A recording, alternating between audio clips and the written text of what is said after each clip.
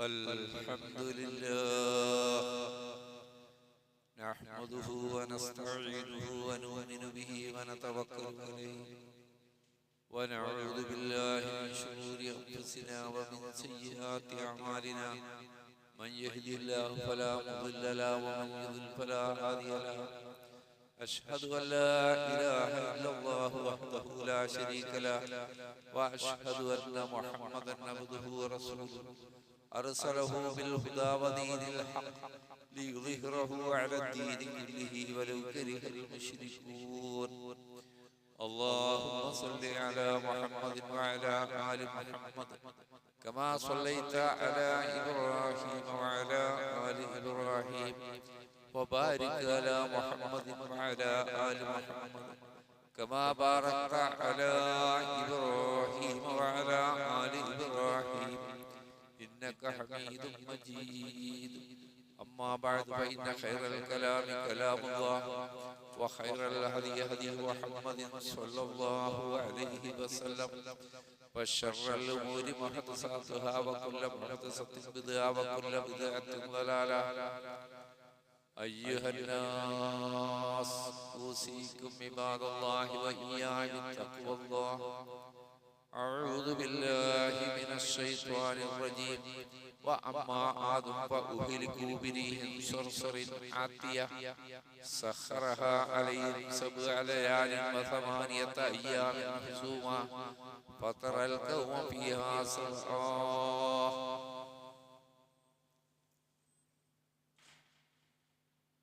സൃഷ്ടാവും പ്രപഞ്ചനാഥനുമായ അല്ലാഹുവിനെ സൂക്ഷിച്ച് ജീവിക്കണമെന്ന് ആദ്യം എന്നോടും പിന്നീട് നിങ്ങളോടും വസിയത്ത് ചെയ്യുന്നു. പരമകാരുണ്യകനായ അല്ലാഹു നമ്മെ അനുഗ്രഹിക്കട്ടെ. മാരകമായ രോഗങ്ങളിൽ നിന്നും അപകടങ്ങളിൽ നിന്നും പ്രയാസങ്ങളിൽ നിന്നെല്ലാം അല്ലാഹു നാം ഏവരെയും കാത്ത് രക്ഷിക്കുമാറാകട്ടെ. ലാ ഇലാഹ ഇല്ലല്ലാഹ് എന്ന കലിമത്തു തൗഹീദിന്റെ മഹത്വവും ശക്തിയുമാണ് കഴിഞ്ഞ ആഴ്ചയിൽ നാം മനസ്സിലാക്കിയത്. ലാ ഇലാഹ ഇല്ലല്ലാഹ് എന്താണെന്ന് കൃത്യമായി അറിഞ്ഞ് ആ ആദർശം നെഞ്ചേറ്റിക്കൊണ്ട് ജീവിക്കുന്ന മനുഷ്യർക്ക് ദുനിയാവിലും ആഖിറത്തിലും അല്ലാഹു രക്ഷ നൽകും. അപ്രകാരം തന്നെ ലാ ഇലാഹ ഇല്ലല്ലാഹ്ക്കെതിരായി നിലകൊള്ളുന്ന ശിർക്കിന്റെ ആളുകൾക്ക് ദുനിയാവിലും ആഖിറത്തിലും നാശം തന്നെയാണ് എന്നുകൂടി നാം മനസ്സിലാക്കി. എന്തിനാണ് പ്രപഞ്ചനാഥനായ അല്ലാഹു പരിശുദ്ധ ഖുർആനിലൂടെ മുമ്പ് കഴിഞ്ഞുപോയ അമ്പിയാക്കളുടെ ചരിത്രം ഇത്ര കൃത്യമായി നമുക്ക് വിശദീകരിച്ചു തരുന്നത്? എന്ത് പാഠമാണ് നമുക്ക് അതിൽ നിന്ന് ഉൾക്കൊള്ളാനുള്ളത്? റസൂലുള്ളാഹി സ്വല്ലല്ലാഹു അലൈഹി വസല്ലമയുടെ ഉമ്മത്തിന് വേണ്ട ഉപദേശങ്ങൾ മാത്രം നൽകിയാൽ മതിയാവായിരുന്നല്ലോ. നൂഹ് നബി അലൈഹിസ്സലാം മുതലുള്ള മുർസലീങ്ങളുടെയും അമ്പിയാക്കളുടെയും ചരിത്രവും അവരെ എതിർത്ത് നിന്ന ജനങ്ങൾക്കുണ്ടായ നാശവും വിശദീകരിച്ചത് മുസ്ലിം ഉമ്മത്ത് ആ ലാ ഇലാഹ ഇല്ലല്ലാഹയെ കൃത്യമായി പഠിക്കേണ്ടതുണ്ട്, അറിയേണ്ടതുണ്ട്, നെഞ്ചേറ്റേണ്ടതുണ്ട്. അതിലാണ് രക്ഷ എന്ന് നമ്മെ ബോധ്യപ്പെടുത്താനാണ്. അതിനെതിരെ നിൽക്കുന്ന ശക്തികൾ എത്ര വലിയവരായിരുന്നാലും, അധികാരമുള്ളവരായിരുന്നാലും, സാമ്രാട്ടുകളായിരുന്നാലും അവരെ തകർത്തെറിയാൻ അല്ലാഹുവിന് യാതൊരു പ്രയാസവുമില്ല എന്ന് പഠിപ്പിക്കാനാണ്. നൂഹ് നബി അലൈഹിസ്സലാമയെയും വിശ്വാസികളെയും അല്ലാഹു കപ്പലിൽ രക്ഷപ്പെടുത്തി സുരക്ഷിതമായ സ്ഥാനത്ത് അവരെത്തിച്ചേർന്നു. അവരുടെ ജീവിതം കരുപ്പിടിപ്പിച്ചു. അവർക്ക് മക്കളുണ്ടായി. വീണ്ടും ഒരു വലിയ സമുദായമായി, സമൂഹമായി അറിയപ്പെട്ടു. അതാണ് ആദ് സമുദായം. എന്നാൽ തലമുറകൾ പിന്നിട്ടപ്പോൾ നൂഹ് നബിയുടെ ജനതയിലുണ്ടായ പോലെയുള്ള അതേ ശിർക്കൻ വിശ്വാസങ്ങൾ ആദ് സമുദായത്തിലുണ്ടായി. അവരെയാണ് അല്ലാഹു ഹൂദ് നബിയെ റസൂലായി നിയോഗിക്കുന്നത്. അദ്ദേഹം നിരന്തരമായി ലാ ഇലാഹ ഇല്ലല്ലാഹ് എന്ന സത്യത്തിലേക്ക് അവരെ ക്ഷണിച്ചു. വളരെ കുറച്ച് ആളുകൾ വിശ്വസിക്കുകയും ഭൂരിപക്ഷം വരുന്ന ജനത ശിർക്കിൽ ക്ഷണിച്ചു നിൽക്കുകയും ചെയ്തു. അവരെ കുറിച്ച് അൽ ഹാക്ക എന്ന സൂറത്തിൽ അല്ലാഹു പറയുന്നു, വ അമ്മാ ആദ്, അപ്പോൾ ആദ് സമുദായം അവർ നശിപ്പിക്കപ്പെട്ടു ബിരീഹിൻ സർസരിൻ ആതിയ, ശക്തമായ കാറ്റിനെ കൊണ്ട്, ശക്തമായ കാറ്റ് അയച്ചുകൊണ്ട് ആ ആദ് സമൂഹത്തെ അല്ലാഹു നശിപ്പിച്ചു. സഖറഹ അലൈഹിം സബ്അ ലയാലിൻ വസമാനിയത അയ്യാമിൻ ഹുസുമാ, 7 രാത്രിയും 8 പകലും തുടർച്ചയായി കൊടുങ്കാറ്റ് അവരിൽ വീശി. ഫതറൽ ഖൗമ ഫീഹാ സർആ കഅന്നഹും അഅജാസ് നഖലിൻ ഖാവിയ,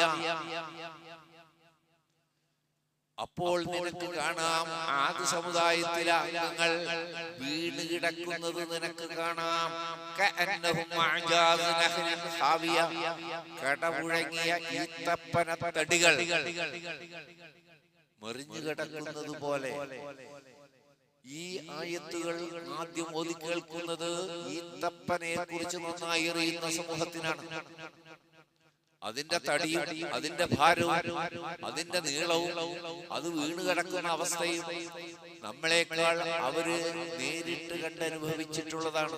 അതുകൊണ്ട് അവർക്ക് ഉപമയായി ഉപയോഗിക്കുന്നത് ഈത്തപ്പനത്തടികൾ മറിഞ്ഞു കിടക്കുന്ന, കടപൊഴിയെ കിടക്കുന്ന പോലെ ആ സമുദായം വീണുപോയി എന്നുള്ള പറയുന്നു. ആ കൊടുങ്കാറ്റിനാൽ അവർക്കത് എങ്ങനെ മനസ്സിലായോ ആ രീതിയിലാണ് നമ്മളും മനസ്സിലാക്കേണ്ടത്. അവരിൽ നിന്ന് ആരെങ്കിലും ശേഷിപ്പിരിപ്പുണ്ടോ എന്ന് അല്ലാഹു മുഹമ്മദ് നബി സല്ലല്ലാഹു അലൈഹി വസല്ലമയോട്, നബിയെ പിൻപറ്റുന്ന നമ്മളോട് കൂടി ചോദിക്കുന്നു. അവരെ പോലെ ചെറിയ ഫജ്റിൽ നമ്മൾ പഠിച്ചിട്ടില്ല, ഒരു നാട്ടിലും അവരെ പോലെ ശക്തരായി ഒരാളെയും അല്ലാഹു പടച്ചിട്ടില്ല.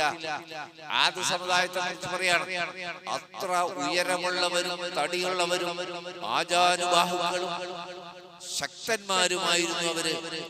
അത്തരം നിങ്ങളെക്കാൾ എത്രയോ ഉയരമുള്ള, തടിയുള്ള, ശക്തിയുള്ള ജനതയെ നശിപ്പിക്കാൻ ശിർക്കിന്റെ വാഹകരായി മാറിയപ്പോൾ, ലാ ഇലാഹ ഇല്ലല്ലാഹയെ എതിർത്തപ്പോൾ, അവരെ നശിപ്പിക്കാൻ അല്ലാഹുവിന് പ്രയാസമില്ലെങ്കിൽ നിങ്ങൾ ഒന്നുമല്ല എന്നാണ് അല്ലാഹു ഈ ചരിത്രത്തിലൂടെ നമ്മളെ പഠിപ്പിക്കുന്നത്. ആ ശിക്ഷ അവരുടെ അടുത്ത് വന്നപ്പോ അവര് ധരിച്ചത് ഒരു മഴക്കാറൊക്കെ കണ്ടത്. മഴ കിട്ടാൻ പോകുന്നു എന്ന് പറഞ്ഞുകൊണ്ട് ആ സമുദായം തുള്ളിച്ചാടി. അതും അല്ലാഹു സൂറത്ത് അഹ്കാഫിൽ പറയുന്നുണ്ട്.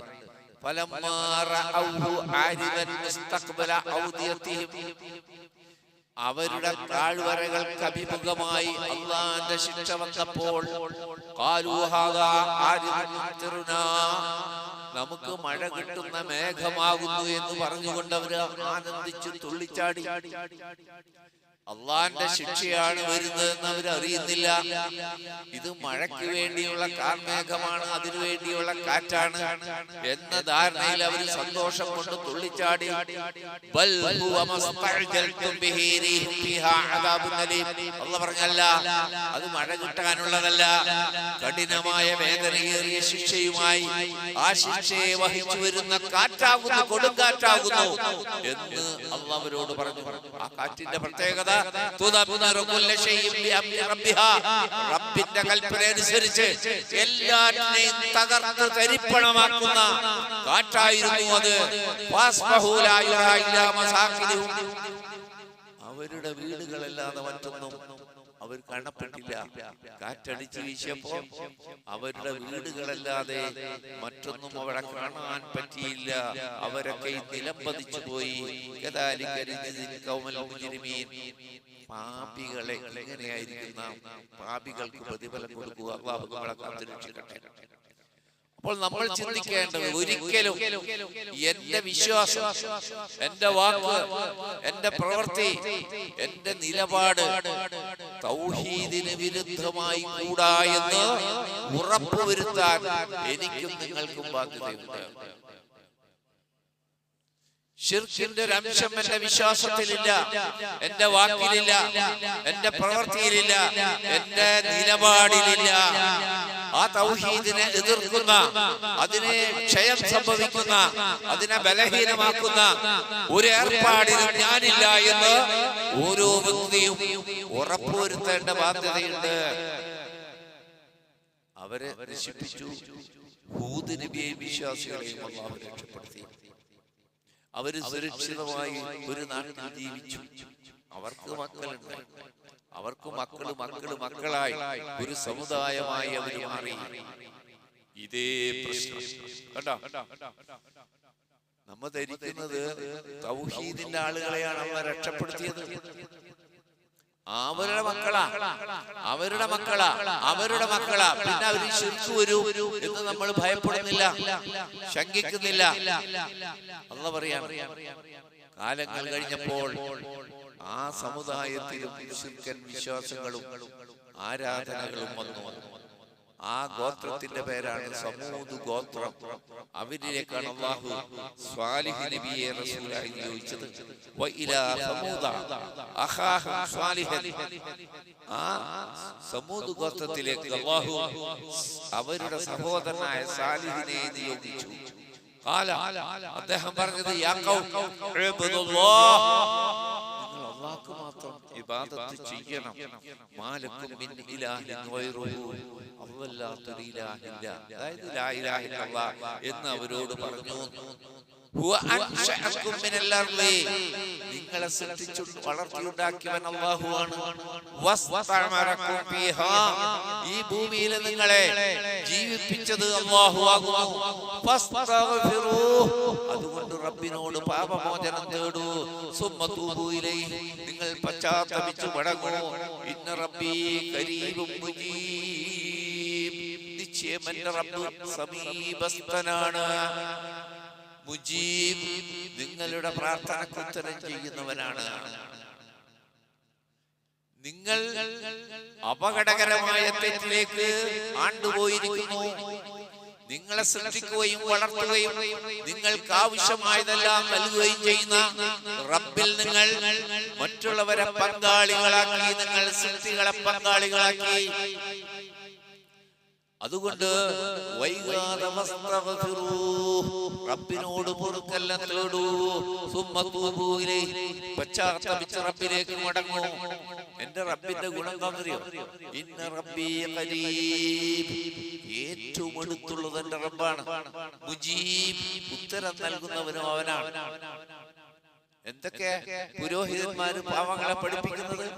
അത്യുന്നതനായ റബ്ബിലേക്ക് നമ്മൾ വളരെ നിസ്സാരന്മാര് താഴെയാണ്. അത്യുന്നതിയിലാണ് അല്ലാഹുള്ളത്.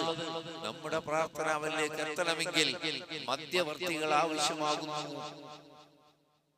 അല്ലാഹു പരിഗണിക്കില്ല, അല്ലാഹു ഉത്തരം ചെയ്യില്ല. നേരെ വിപരീതമാണ് പരിശുദ്ധ ഖുർആൻ പഠിപ്പിക്കുന്നത്. നിങ്ങൾ മധ്യവർത്തികളാക്കുന്നവരെക്കാൾ അടുത്ത് നിങ്ങളുടെ റബ്ബുണ്ട്. നിങ്ങൾ മധ്യവർത്തികളാക്കുന്ന ആളുകളിലെ, ശക്തികളിലെ, അതിനേക്കാൾ അടുത്ത് നിങ്ങളുടെ റബ്ബാണുള്ളത്. മുജീബ്, അവൻ തന്നെയാണ് ഉത്തരം ചെയ്യുന്നത്. അതുകൊണ്ട് വൈകാതെ നിങ്ങൾ ലാ ഇലാഹ ഇല്ലല്ലാഹ് അംഗീകരിക്കൂ എന്നാണ് അവരോട് സ്വാലിഹ് നബി അലൈഹിസ്സലാം തന്റെ ഗോത്രമായ സമൂദ് ഗോത്രത്തിലെ ജനങ്ങളോട് പറഞ്ഞത്. അവരംഗീകരിച്ചില്ലെന്ന് മാത്രമല്ല, സ്വാലിഹ് നബിയെയും അള്ളാഹുവിന്റെ ദൃഷ്ടാന്തമായ ഒട്ടകത്തെയും അറുകൊല നടത്തുകയും ധിക്കാരത്തിന്റെ പാരമ്പര്യപ്പോൾ നമ്മുടെ കൽപ്പന വന്നപ്പോൾ, അല്ലാഹു പറയും, അള്ളാഹുവിന്റെ ശിക്ഷ വന്നപ്പോൾ സ്വാലിഹ് നബിയെ നാം രക്ഷപ്പെടുത്തി. വല്ലദീന ആമനൂ മഅഹു, സ്വാലിഹ് നബിയിൽ വിശ്വസിച്ച വിശ്വാസികളെ രക്ഷപ്പെടുത്തി. ബിറഹ്മത്തിൻ മിന്നാ, നമ്മിൽ നിന്നുള്ള കാരുണ്യം കൊണ്ട്. വമിൻ ഖിസി യൗമൈദിൻ, അന്നേ ദിവസത്തെ അപമാനകരമായ ശിക്ഷയിൽ നിന്ന് റബ്ബിന്റെ കാരുണ്യം കൊണ്ട് സ്വാലിഹ് നബിയെയും വിശ്വാസികളെ രക്ഷപ്പെടുത്തി. ഇന്ന റബ്ബക ഹുവൽ ഖവിയ്യുൽ അസീസ്. നിന്റെ റബ്ബ് മുഹമ്മദ് നബി സല്ലല്ലാഹു അലൈഹി വസല്ലമയോട് പിൻപറ്റുന്ന വിശ്വാസികളോട് നമ്മളോട് പറയുന്നു, ഇന്ന റബ്ബക, നിന്റെ റബ്ബാണ് അൽ ഖവി, ശക്തൻ. പാറ തുരന്ന് ജീവിച്ചിരുന്ന ശക്തരായ സമൂഹമായിരുന്നു. അവരിലെ ശിക്ഷിച്ചത് ഘോര ശബ്ദം കൊണ്ടാണ്. ഘോര ശബ്ദം. പാറ തുരന്ന് സുരക്ഷിതമായി ജീവിച്ചിരുന്ന ആ സമൂഹ ഗോത്രത്തെ ശിക്ഷിക്കാൻ അല്ലാഹു ഏർപ്പാട് ചെയ്തത് ശബ്ദമാണ്, ഘോര ശബ്ദമാണ്. ശബ്ദവും ശിക്ഷയാണ്.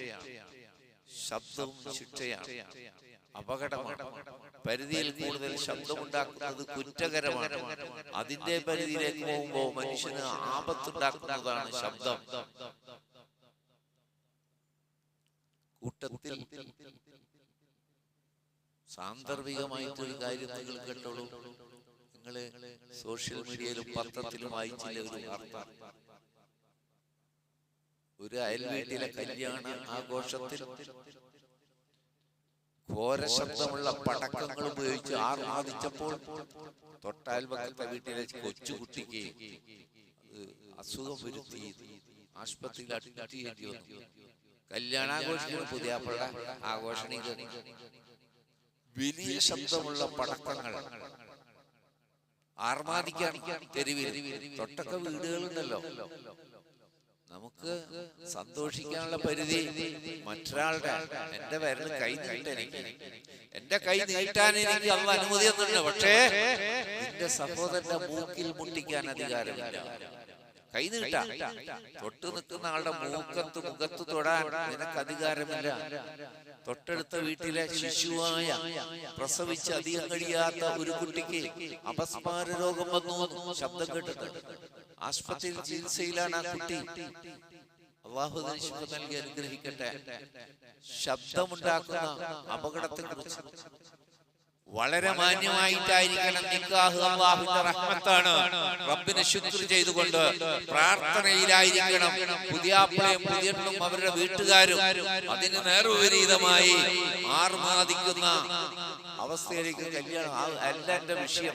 ശബ്ദത്തെ കുറിച്ച് പറഞ്ഞപ്പോ ഞാൻ പറഞ്ഞതാണ്, നിന്റെ റബ്ബ് ഖവിയാണ്, ശക്തനാണ്, അതുപോലെ അസീസാണ്. അല്ലാഹു പറഞ്ഞു, അക്രമം ചെയ്ത ശിർക്കെന്ന മഹാ അക്രമം ചെയ്ത ജനതയെ പിടികൂടി ഘോരശബ്ദം. അവരുടെ വീടുകളിൽ അവർ കമഴ്ന്നടിച്ച് വീണവരായി നാശമടഞ്ഞവരായി തീർന്നു. അപ്പോ നൂഹ് നബി, ഹൂദ് നബി, സ്വാലിഹ് നബി, ആദ്യത്തെ മൂന്ന് മുർസലീങ്ങളുടെയും അവർക്ക് എതിരെ നിന്ന ശിർക്കിന്റെ ആളുകളുടെയും അവസ്ഥയാണ് അല്ലാഹു ഇതിലൂടെ. ഇത് ഇവിടെ മാത്രമല്ല, നിങ്ങൾ കേട്ട ആയത്തുകൾ മാത്രമല്ല, അനേകം സ്ഥലത്ത് ഇത് ആവർത്തിച്ച് വിശദീകരിക്കുന്നുണ്ട്. നമുക്ക് ഗുണപാഠമായി. ഒന്നുകൂടി ഞാൻ ആവർത്തിക്കുന്നു, എന്റെ വിശ്വാസം, എന്റെ വാക്ക്, എന്റെ പ്രവൃത്തി, എന്റെ സമീപനങ്ങൾ ലാ ഇലാഹ ഇല്ലല്ലാഹ്ക്ക് അനുകൂലമായിരിക്കണം. എങ്കിൽ എനിക്ക് രക്ഷിക്കും. എന്റെ വിശ്വാസം, എന്റെ വാക്ക്, എന്റെ പ്രവൃത്തി, എന്റെ നിലപാടും അതിനെതിരെയാണ് സഹായിക്കുന്നതെങ്കിൽ നമുക്ക് അപകടമാണ്.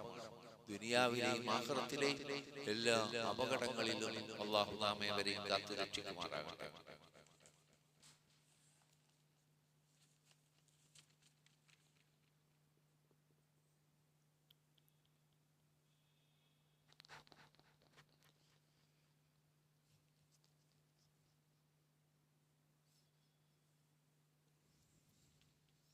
الحمد لله اللهم صل على محمد وعلى آل محمد أيها الناس أوصيكم عباد الله وإياي بتقوى الله. അല്ലാഹുവിനെ സൂക്ഷിക്കണമെന്ന് ഒരിക്കൽ കൂടി എന്നെയും നിങ്ങളെയും ഓർമ്മപ്പെടുത്തുന്നു. പ്രിയ സഹോദരങ്ങളെ, നമ്മൾ റജബ് മാസം അവസാനത്തിലെത്തിയിരിക്കുന്നു, അവസാന ആഴ്ചയിലേക്ക് കടന്നിരിക്കുന്നു. എത്ര തന്നെ ആവർത്തിച്ചാൽ നമുക്ക് അശ്ഹദു അല്ലാ ഇലാഹ ഇല്ലല്ലാഹ് എന്ന സത്യത്തെ നിലനിർത്താൻ വ അശ്ഹദു അന്ന മുഹമ്മദ് റസൂലുള്ളാഹി കൂടിയേ കഴിയൂ. റസൂലിനെ പിൻപറ്റിക്കൊണ്ടല്ലാതെ, മുഹമ്മദ് നബി സ്വല്ലല്ലാഹു അലൈഹി വസല്ലമയെ പിൻപറ്റിക്കൊണ്ടല്ലാതെ ലാ ഇലാഹ ഇല്ലല്ലാഹ് പോലും നിലനിർത്താൻ പറ്റില്ല. ആണ് അത്ഭുതം. ഇത് വേണ്ട, അത് മതി എന്ന് വെച്ചാലേ മുഹമ്മദ് നബി സ്വല്ലല്ലാഹു അലൈഹി വസല്ലമയെ പിൻപറ്റിക്കൊണ്ടല്ലാതെ ലാ ഇലാഹ ഇല്ലല്ലാഹ് പോലും എന്താണെന്ന് തിരിച്ചറിഞ്ഞ് അതിൽ നിലകൊള്ളണമെങ്കിൽ മുഹമ്മദ് നബി സ്വല്ലല്ലാഹു അലൈഹി വസല്ലമയെ പിൻപറ്റിയേ പറ്റൂ. ആരാധനകളും അനുഷ്ഠാനങ്ങളും എല്ലാം അങ്ങനെ തന്നെ ആവശ്യമായതെല്ലാം പഠിപ്പിച്ചതിന് ശേഷമാണ് റസൂലുള്ളാഹി വഫാത്തായത്. പക്ഷേ നമ്മുടെ ജനത നൂറ്റാണ്ടുകൾ പിന്നിട്ടപ്പോൾ പലവിധ മാറ്റത്തിന് വിധേയമായി. ആ റസൂലുള്ളാഹി സ്വല്ലല്ലാഹു അലൈഹി വസല്ലം പഠിപ്പിച്ചതിൽ തൃപ്തരാകാതെ പുതിയ നോമ്പുകൾ, പുതിയ നിസ്കാരങ്ങൾ, പുതിയ അനുഷ്ഠാനങ്ങൾ, ആചാരങ്ങൾ നമ്മുടെ സമുദായത്തിലുണ്ടായി. എത്രയോ കൊല്ലമായി ആവർത്തിച്ചു പറയുന്നു, റജബ്, ഈ മിഅ്റാജിന്റെ പേരിൽ അല്ലാഹുവിന്റെ റസൂൽ ഒരു നോമ്പോ നിസ്കാരമോ സമുദായത്തിന് പഠിപ്പിച്ചിട്ടില്ല. അപ്പേരിൽ ഒരാൾ നോമ്പനുഷ്ഠിച്ചാൽ ബിദ്അത്ത് അനുഷ്ഠിച്ചതിന്റെ പാപമായിരിക്കും അവന്റെ പേരിൽ രേഖപ്പെടുത്തുക. നോമ്പിന്റെ കൂലിയല്ല, പാപം, അല്ലാഹുവിന്റെ റസൂലിനെ മറികടന്നതിന്റെ പാപം. റജബ് മാസത്തിന്റെ പേരിൽ, മിഅ്റാജിന്റെ പേരിൽ ആരെങ്കിലും നമസ്കരിച്ചാൽ അത് ബിദ്അത്തായ നമസ്കാരമാണ്. അപ്പേരിൽ നോമ്പ് പിടിച്ചാൽ അത് റസൂലുള്ളാഹിയും അവരും തമ്മിലുള്ള ഒരു വിഷയമാണ്. നമുക്കത് വിഷയാക്കി തന്നില്ലല്ലോ. അതുകൊണ്ട് തന്നെ മിഅ്റാജ് ഉണ്ടായ ദിവസം പോലും കൃത്യമായി കാണാൻ നമുക്ക് കഴിയുന്നില്ല. ആ ഡേറ്റിൽ എന്തെങ്കിലും പ്രത്യേകത ആചരിക്കാനോ നോമ്പ് പിടിക്കാനോ, ചിലർ റജബ് 27-നാവും, ചിലർ റജബ് 28-നാവും നോമ്പ് പിടിക്കുന്ന ഏർപ്പാട്. പഠിപ്പിച്ച പുണ്യകർമ്മം തന്നെ എത്ര ചെയ്യാൻ, അതിന് ചെയ്യുന്നില്ല. നിർബന്ധ നോമ്പില്ലേ, നിർബന്ധ നിസ്കാരമില്ല, അതില്ലാത്തവരും റജബ് നോമ്പ് വിടുന്നില്ല. വാശിയാണ്. അള്ളാന്റെ റസൂലിനെ മറികടന്നൊരു ദീനില്ല എന്ന് നമ്മൾ പ്രത്യേകം മനസ്സിലാക്കണം. മിക്കവാറും റജബ് അവസാന ആഴ്ചയിൽ പല ആവർത്തി ഇത് വിശദീകരിച്ചത് കൊണ്ട് അതിന്റെ വിശദാംശങ്ങളിലേക്ക് എത്ര അധികം ആളെടുത്താലും അത് ദീനിൽ തെളിവല്ല.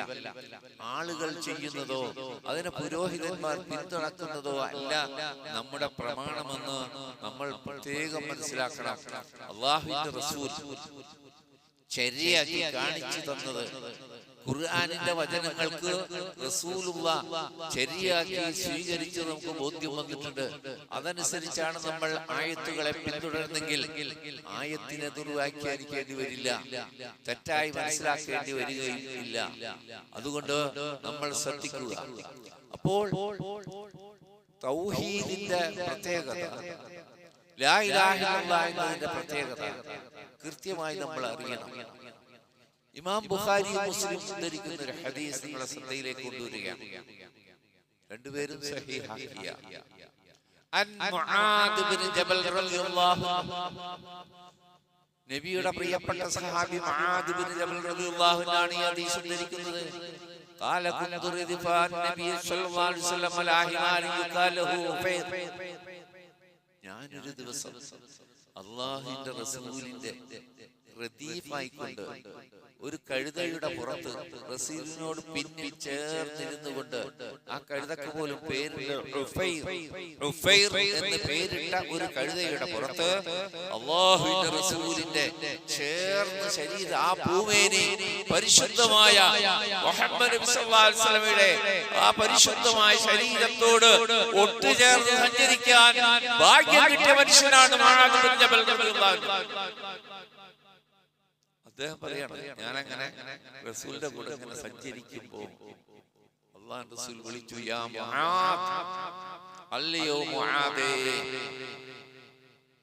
ഞാൻ പറഞ്ഞു, ലബ്ബൈക യാ റസൂലല്ലാഹ്, ഞാനിവിടെ ഉണ്ടല്ലോ റസൂലേ, പറഞ്ഞോളൂ, ഞാൻ സ്വീകരിക്കാൻ കാത്തിരിക്കുകയാണ്. ലബ്ബൈക യാ റസൂലല്ലാഹ്.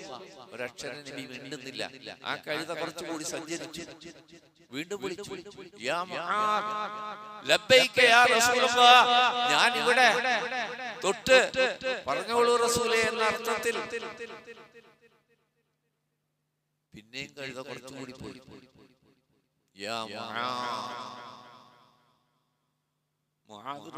മനസ്സിലായി, ഗൗരവപ്പെട്ട എന്തോ കാര്യമാണ് റസൂൽ പറയാൻ പോകുന്നത്. അല്ലെങ്കിൽ 3 തവണ ഈ വിളി ആവർത്തിക്കേണ്ടതില്ല. ഹദീസ് പണ്ഡിതന്മാർ, ഈ ഹദീസിന് വിശദീകരണം നൽകിയ പണ്ഡിതന്മാരൊക്കെയും പറയുന്നു, വളരെ ഗൗരവപ്പെട്ട ഒരു കാര്യം പറയാനല്ലാതെ, അല്ലെങ്കിൽ ആദ്യത്തെ വിളിക്ക് ഉത്തരം നൽകിയപ്പോൾ കാര്യം പറയാമായിരുന്നു. 3 തവണ വിളിക്കുകയും 3 തവണ അല്ലാഹുവിന്റെ റസൂലേ ഞാൻ കാതോർപ്പിച്ച് താങ്കളുടെ പിന്നിലുണ്ടല്ലോ എന്ന് പറഞ്ഞപ്പോ ഹൽ തദ്രി റസൂൽ പറയാ, വഅദേ നിനക്കറിയുമോ ഹഖ്ഖുല്ലാഹി അലാ ഇബാദി, അല്ലാഹുവിന്റെ ദാസന്മാരുടെ മേൽ അല്ലാഹുവിന് കിട്ടാനുള്ള ബാധ്യത എന്താണെന്ന് നിനക്കറിയുമോ? വഹഖ്ഖുൽ ഇബാദി അലല്ലാഹ്, എങ്കിൽ ആ ബാധ്യത നിർവഹിച്ചാൽ അല്ലാഹുവിൽ നിന്ന് അടിയാന്മാർക്ക് കിട്ടേണ്ട ബാധ്യത എന്താണെന്ന് അറിയുമോ? ഖുൽതു, ഞാൻ പറഞ്ഞു, അല്ലാഹു വറസൂലുഹു അലം, എനിക്കറിയില്ല റസൂലേ, അല്ലാഹുവിനും റസൂലിനും അറിയാം. അല്ലാഹുവിനും റസൂലിനും അറിയാം. അതായത് അടിയാന്മാരിൽ നിന്ന് അല്ലാഹുവിന് കിട്ടേണ്ട ബാധ്യത, ആ ബാധ്യത നിർവഹിച്ചാൽ അല്ലാഹുവിൽ നിന്ന് അടിയാന്മാർക്ക് കിട്ടേണ്ട ബാധ്യത അല്ലാഹുവിന്റെ റസൂൽ പറഞ്ഞു കൊടുക്കാണ്. ഫൈന ഹഖ്ഖുല്ലാഹ് അലൽ ഇബാദ് അൻ യഅബുദൂഹു, അവനെ മാത്രം ആരാധിക്കുക എന്നതാണ് സൃഷ്ടികളിൽ നിന്ന് അല്ലാഹുവിന് കിട്ടേണ്ട ബാധ്യത. വലാ യുശ്രികൂ ബിഹി ശൈഅ, ഒന്നുകൊണ്ടും, ഒരു വസ്തു, ഒരു വ്യക്തിയോ, ഒരു ശക്തിയോ ആരാവട്ടെ, ഒന്നുകൊണ്ടും അല്ലാഹുവിൽ പങ്കു ചേർക്കാതിരിക്കുക എന്നതാണ് റബ്ബിന് ദാസന്മാരിൽ നിന്ന് കിട്ടേണ്ട ബാധ്യത. അത് നിർവഹിച്ചാൽ വഹഖുൽ ഇബാദ് അലല്ലാഹ് അല്ലാ യുഅദ്ദിബ മൻ ലാ യുശ്രിക ബിഹി ശൈഅ, അല്ലാഹുവിന്റെ നമുക്കൊരു ബാധ്യത, അല്ലാഹ് ഒരു ബാധ്യത ഏറ്റിട്ടുണ്ട്. അല്ലാഹ് ഏറ്റ കാര്യം പറയാം, അല്ലാഹുവിനെ മാത്രം ആരാധിച്ച് അവനിൽ ശിർക്ക് വെക്കാത്തവരെ ഒരിക്കലും അല്ലാഹ് ശിക്ഷിക്കില്ല എന്നതാണ്. അതായത് അവര് നരകപ്രവേശനം ഉണ്ടാവില്ല, അതല്ല അവർക്ക് സ്വർഗപ്രവേശനമായിരിക്കും. അല്ലാഹു ഒരിക്കലും അവരെ ശിക്ഷിക്കില്ല എന്ന ബാധ്യത അല്ലാഹ് ഏറ്റിരിക്കുന്നു. ഏത് ബാധ്യത നിർവഹിച്ചാൽ അവനെ മാത്രം ആരാധിച്ച് അവനിൽ ഒന്നുകൊണ്ടും, വ്യക്തിയാവാം, ശക്തിയാവാം, ജീവനില്ലാത്ത വസ്തുക്കളാവാം, പ്രകൃതി പ്രതിഭാസങ്ങളാവാം, ഒന്നിനെയും പങ്കു ചേർക്കാതിരുന്നാൽ അവന് അല്ലാഹ് ബാധ്യത ഏൽക്കുന്നു. അവനെ അല്ലാഹു ശിക്ഷിക്കില്ല, നരകത്തിൽ അവനെ കടത്തില്ല, അവന് സ്വർഗപ്രവേശനം ഉറപ്പാകുന്നു. ഈ വിശദീകരിക്കപ്പെട്ട ബാധ്യത നിർവഹിക്കുന്നവരിൽ അല്ലാഹു നാമേവരെയും ഉൾപ്പെടുത്തി അനുഗ്രഹിക്കുമാറാകട്ടെ. 2 ലോകത്തും ശിക്ഷ, ശിർക്കിന് 2 ലോകത്തുമാണ് ശിക്ഷ. അതാണ് ചരിത്രം നമുക്ക് പറഞ്ഞത്. പരലോകത്ത് വേറെ ശിക്ഷ ഉണ്ടല്ലേ, നൂഹ് നബിയുടെ ഖൗമിന്, ആദ് സമുദായത്തിന്, സമൂദ് ഗോത്രത്തിന് ഒക്കെ പരലോകത്ത് കഠിനമായ ശാശ്വതമായ നരകശിക്ഷയാണ്. പക്ഷെ ഇവിടെ തന്നെ ശിക്ഷിച്ചു. അപ്പോൾ ഒരു കാര്യം മനസ്സിലാക്കുക, ലാ ഇലാഹ ഇല്ലല്ലാഹ്ക്കെതിരെ നിന്നാൽ കൊടുങ്കാറ്റ് വരും,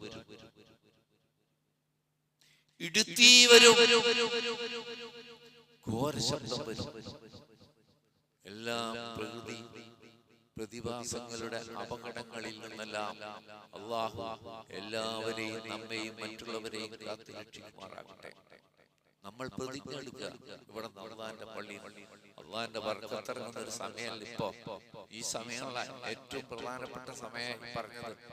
ആ ബർക്കത്ത് ഇറങ്ങുന്ന സമയത്ത് നമ്മളൊരു പ്രതിജ്ഞ എടുക്കുക. അറിഞ്ഞോ അറിയാതെയോ ശിർക്കിന് പിന്തുണ നൽകുന്ന ഒരാൾ ഞാനാവില്ല.